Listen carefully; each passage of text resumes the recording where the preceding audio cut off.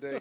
Walked in the dressing room. I figured the tag match. This was the hat I wore over. There you go. There you go. So when I was saying this to start the show, that God gives everybody gifts. Yeah. But there's a price for all the gifts. It is. You came into this league. Why wouldn't you run? You ran in high school.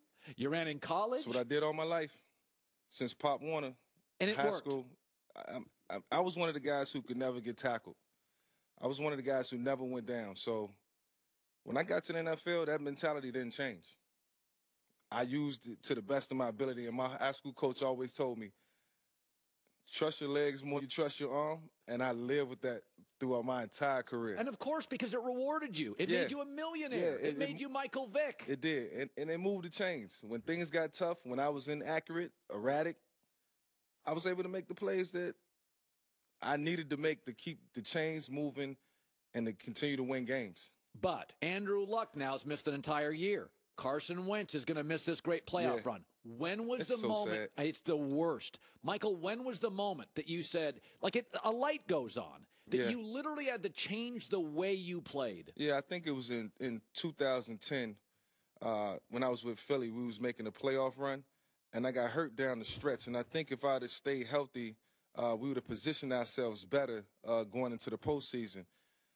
In 2011, we come out, we're having a good year. The first 3 games of the season, I have a concussion. I think I have a wrist contusion, and then I break my ribs. And this all came from running around and trying to move and trying to pick up the extra yards and do the things Not even score touchdowns, just move the chains. Yeah, just trying to move the chains, trying to get the extra yard. That was my problem. I tried to do too much at times, and it cost me a lot. It cost me a lot of games. That streak that Eli had, I could never have that. You know, Phillip Rivers never gets hurt. Eli never gets hurt. Once you started being a guy that throws it away, do you look back now and think, God, I could have been in this league for another 7 years? Yeah, when I look back, and sometimes when I wake up in the morning, I think about the times where I should have ran out of bounds. I should have got down because it's hard to get out of bed. But, you know, I wouldn't change it for the world. It's what made me who I was and as an athlete. But we have to understand that longevity is the key. A lot of guys in the league are mobile, and they use it as a mechanism to, help their team win. And we get it. We understand it's entertaining.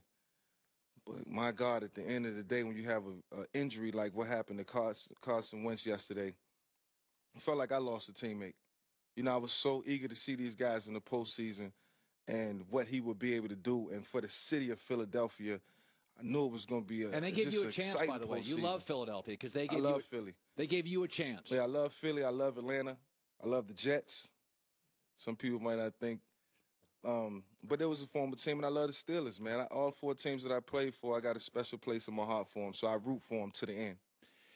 So, Big Ben, you played for the Pittsburgh Steelers. I was saying is, we all know Ben's great, but because of Brady, Favre, and Manning, he often gets lumped, and even Breeze is loved. That picture of Breeze holding his baby in the Super Bowl, that he kind of gets, even you walked into this league and you were something he wasn't. Ben gets kind of relegated to 3rd, 4th all time. Yeah. What blew you away when you played with him? Just his competence, the way he approached the game. Ben's a hard worker, and he comes into the film room. You barely have to give him anything. Just tell him what the defense is doing, what to look for. Our offensive coordinator at the time and a quarterback coach did a great job of just always explaining the game plan, but they didn't go into too much depth about what the game plan entailed. Ben kind of figured that out himself. Todd Haley will make suggestions. And then Ben will just take it from there. He can actually go into a game and call a whole game himself from the line of scrimmage. And that's the liberty that he has. That's the experience that he has. And it's the smarts that he possesses. It's amazing. Le'Veon Bell, I said this before the season started. He's remarkable. Yeah. But, Michael, he's at 360 touches. That's a lot. Bro, we got a month to go in the regular season. And then the postseason.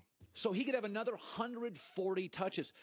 You can't have 500 touches in January. Do you worry about his health? You know him. I worry about the longevity part of it, but as far as the duration of the season, Le'Veon Bell works just as hard as Antonio Brown. And I know people heard about how hard Antonio Brown works, after practice. before practice, during practice. He never takes a moment off, and you know, he never takes his health for granted. Le'Veon Bell is the same way. You'll see Le'Veon Bell eating right, you know, making sure he sleeps right, you know, taking care of his body after practice. Those guys stay late. So I don't question that part of it.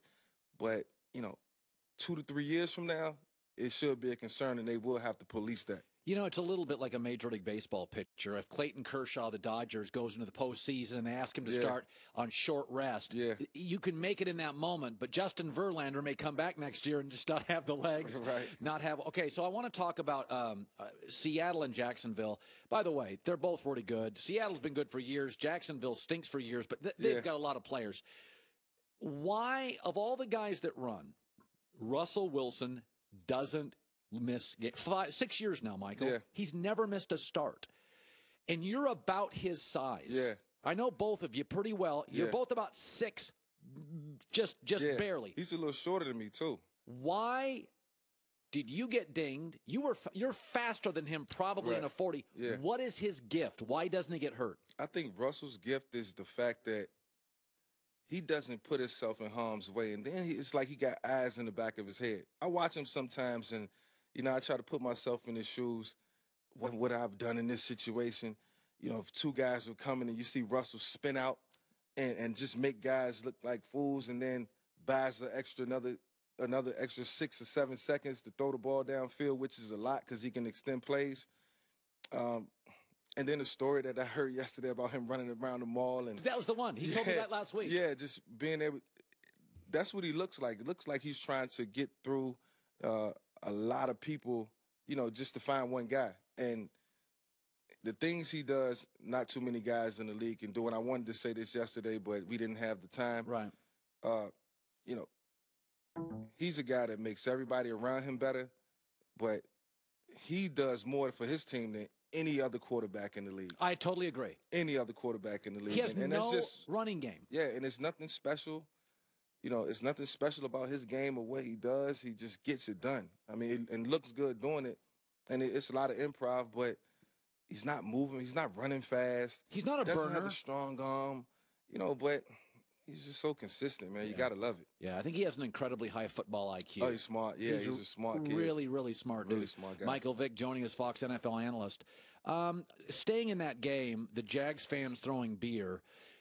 Listen, every time I get a player on, I ask him about a horror story. And whether it's a racial slur, it's a vulgarity, stuff thrown at you. Do you have a horror story? I mean, I have stories where, well, I got 2. You know, one time I was in Philadelphia at one point. The first year I got there, 2009, I wasn't starting. And, you know, Coach Reed had me running the Wildcat, throw a play in and play in, you know, here and there. And it was a play where it was like 3rd and 3. And, you know, I kept the ball off the fake. I rolled out. Nobody was open. I tried to run and get 3 yards, and I got stopped, and they hit me pretty hard. Yeah. I'm running in the locker room, and I hear a guy in the stands say, "Mike, you can't even get 3 yards? You suck. We don't need you." And right there, that was kind of crushing to me. Like, because you weren't a star yet. Yeah, I wasn't a star. I was just now coming back, and I'm like, I'm one of the most dynamic guys to ever touch the football. And I couldn't get 3 yards, so that was the moment that kind of sunk in. But what really stands out in my mind, to my recollect, is when I was in Atlanta one time, it was just a New Orleans Saints fan who just kept telling me that I sucked, I wasn't worth the money. And I made an obscene gesture. Yeah. Good thing social media wasn't big back then because I would have flooded the internet. But, yeah, I did something that I really regretted at the time, and I learned from, but emotions can run high. Of course. Yeah. I mean, Christine's saying this. If any of us were out with because football teams are families. Yeah. And so there's rookies, there's veterans. If you threw something at my family like this in Seattle, you'll lose it. It's so easy to say, don't do this. Right. But people are, you know, we all forget you guys wear helmets. We don't see your faces. You're gladiators. Yeah. You're dudes. But this is the thing. Colin, the game of football, you learn a lot about yourself when you lose and how